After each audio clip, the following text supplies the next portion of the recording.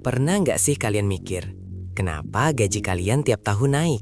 Tapi kok rasanya jarak buat beli rumah impian itu malah makin jauh? Kenapa orang-orang yang gajinya 11-12 dengan kita, tiba-tiba di 5 tahun ke depan kekayaan mereka melesat tajam, sementara kita hanya jalan di tempat, atau parahnya, mundur perlahan? Jawabannya bukan di seberapa besar gaji kalian, bukan juga soal hoki, tapi ada di satu keterampilan tunggal yang dikuasai hampir semua orang kaya. Keterampilan yang sering disebut sebagai menunda kesenangan, atau dalam bahasa yang lebih keren, rahasia nggak beli sekarang. Tunggu dulu, ini bukan tentang pelit atau hidup sengsara. Ini tentang memahami sebuah konsep fundamental yang membedakan dompet tebal jangka panjang dan dompet tipis jangka pendek, yaitu biaya peluang dan nilai uang di masa depan. Dan di Mau Cuan Dong kali ini, kita akan bongkar tuntas 4 poin utama yang jadi fondasi keterampilan krusial ini. Poin pertama, jebakan kopi susu Rp35.000 dan biaya peluang yang tak terlihat. Kita mulai dari hal yang paling remeh. Coba jujur, berapa kali seminggu kalian beli kopi susu kekinian, atau snack mahal, atau mungkin sekadar voucher game receh? Anggap saja harganya Rp35.000. Kalau seminggu kalian beli 5 kali, itu sudah Rp175.000. Dalam sebulan, sekitar Rp700.000. Nah, orang kaya melihat 35.000 itu bukan sekedar biaya, melainkan biaya peluang.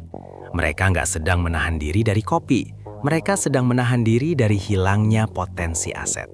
Analoginya begini, coba bayangkan uang Rp700.000 itu kalian masukkan ke dalam sebuah wadah.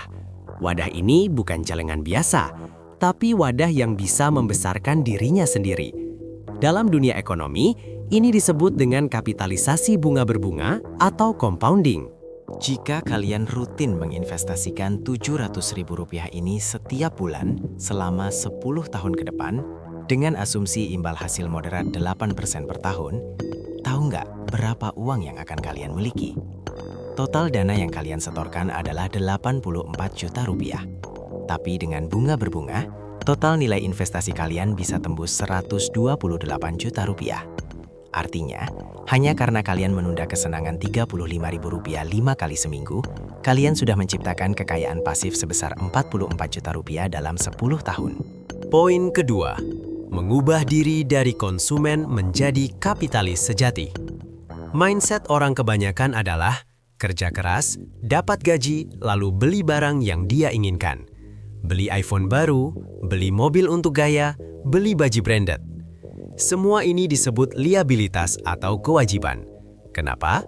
Karena barang-barang ini mengambil uang dari dompet kalian. iPhone butuh pulsa, mobil butuh bensin dan pajak, baju branded hanya mengalami depresiasi nilai. Orang kaya punya urutan yang terbalik total. Mereka adalah seorang kapitalis sejati. Urutan mereka adalah kerja keras, dapat gaji, lalu beli aset. Aset adalah sesuatu yang justru memasukkan uang ke dalam dompet kalian. Contoh kasusnya simple. Ada 2 karyawan bergaji sama-sama 10 juta. Karyawan A memutuskan mencicil mobil seharga 300 juta untuk gengsi. Cicilannya 5 juta per bulan.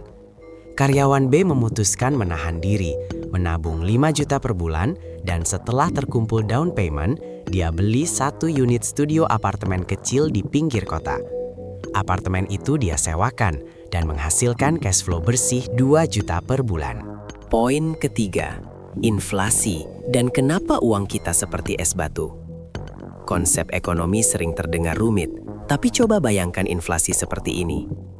Uang kita adalah es batu. Nilai es batu itu akan terus mencair seiring waktu, meskipun jumlah airnya tetap sama. Inilah bahayanya menunda membeli aset dan malah menimbun uang di bawah bantal. Menunda membeli iPhone baru mungkin ide bagus, tetapi menunda investasi adalah ide yang sangat buruk.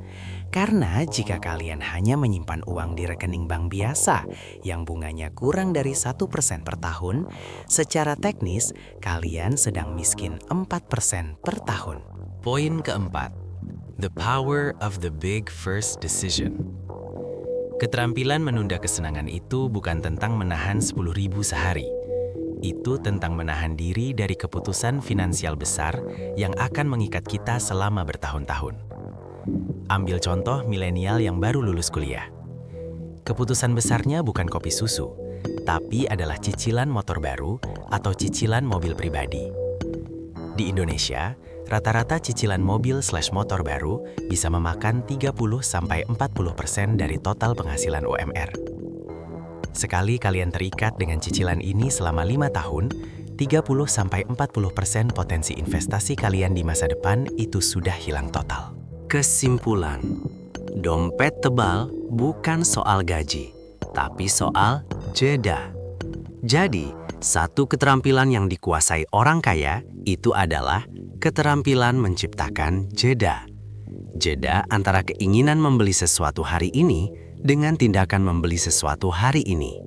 Mereka berhenti sejenak, menghitung biaya peluang, dan bertanya, apakah item ini aset atau liabilitas? Apakah item ini akan menghasilkan 128 juta di 10 tahun ke depan, atau justru membuat saya miskin 4% per tahun? Keputusan gak beli sekarang adalah gerbang menuju kebebasan finansial sejati. Ini bukan tentang hidup hemat selamanya, tapi hidup cerdas untuk sementara waktu, agar uang yang kalian tahan bisa bekerja dan membeli semua kesenangan itu untuk kalian, tanpa kalian harus bekerja lagi. Sekarang, coba kalian cek lagi pengeluaran bulan ini. Mana 35.000 kopi susu atau 700.000 yang bisa kalian alihkan hari ini juga untuk membiayai ending cerita sukses kalian di 10 tahun ke depan. Tulis di kolom komentar apa liabilitas pertama yang akan kalian tunda. Jangan lupa like video ini jika kalian dapat insight baru, share ke teman-teman kalian yang doyan banget jajan, dan pastikan kalian sudah subscribe channel Mau Cuan Dong agar kalian tidak pernah ketinggalan rahasia-rahasia deep dive untuk bikin dompet kalian tebal jangka panjang. Sampai jumpa di video selanjutnya. Salam cuan.